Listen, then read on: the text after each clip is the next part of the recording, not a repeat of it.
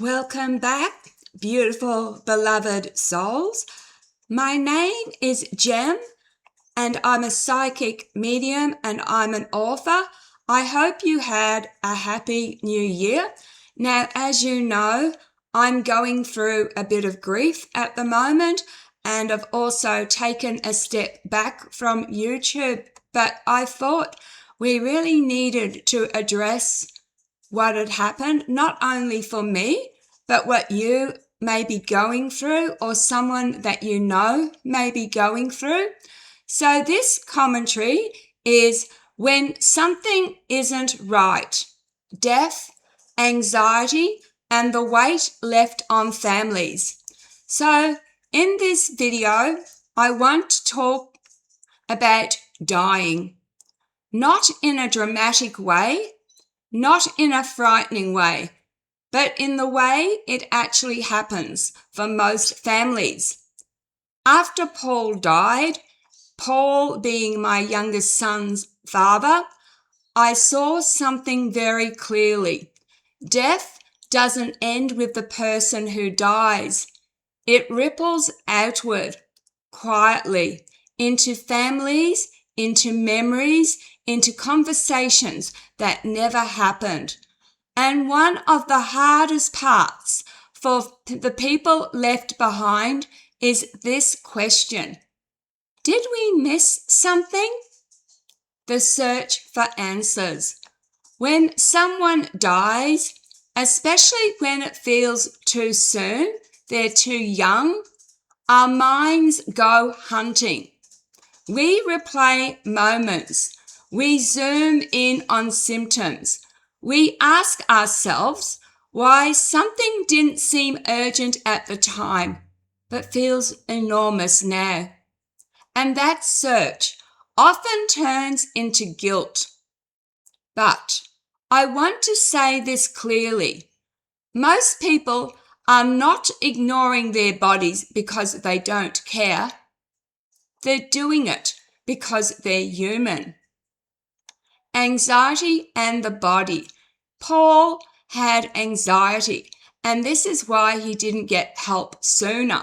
He died from metastatic cancer of the bowel to the liver, and maybe it was treatable. But anxiety plays a huge role here, and it needs to be spoken about honestly. For many people, anxiety convinces them that they're overacting or overreacting. They're being dramatic. They don't want to waste a doctor's time. They don't want to worry their family. Some people living with anxiety so long that they stop trusting their own signals. They don't know what's normal anymore. In Paul's case, anxiety mattered. And for many people watching this, anxiety is a very real part of why things get delayed. Sometimes people don't seek help, not because they aren't worried, but because they're too worried. Fear can freeze just as much as it can push. Ignorance isn't neglect. There's another truth we don't talk about enough. Many people genuinely don't know what normal feels like in a body. They've lived with pain. They've lived with fatigue. They've lived with discomfort for so long that it becomes background noise. So when something changes, they don't always register a change. It registers as just another thing. That isn't neglect. That's adaptation.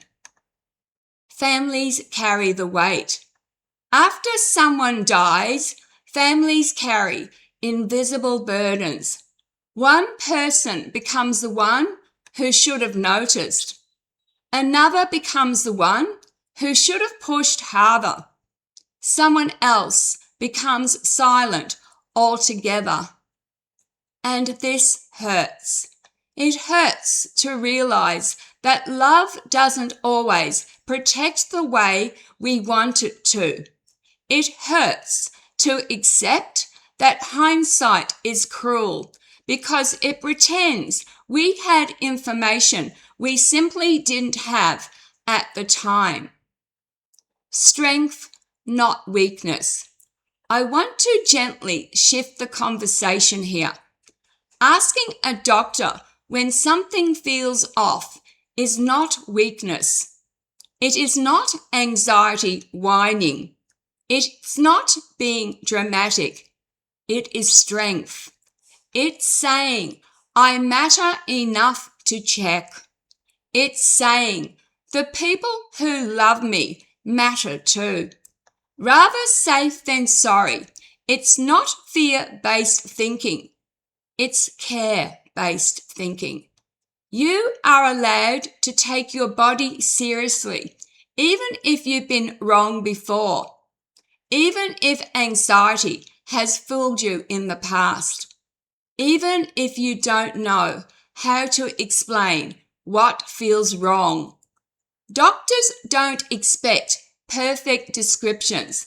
They expect humans. Holding two truths. We need to hold two truths at the same time. Yes, sometimes earlier action could have changed things. And yes, blaming ourselves endlessly doesn't bring anybody back. Most families did the best they could with the energy, understanding, fear, and love they had at the same time. Denial is not stupidity. Anxiety is not failure. Ignorance is not neglect. They are human states. Speaking to the living. If you're watching this and something whispering in your body has been whispering, it's been whispering to you, you don't need to panic, but you are allowed to listen. Getting checked doesn't mean something terrible is coming. Often it means reassurance. Sometimes it means catching something early. And if you've lost someone and you're carrying guilt, please hear this. You didn't choose this. You didn't withhold love. You didn't cause their deaths by being human.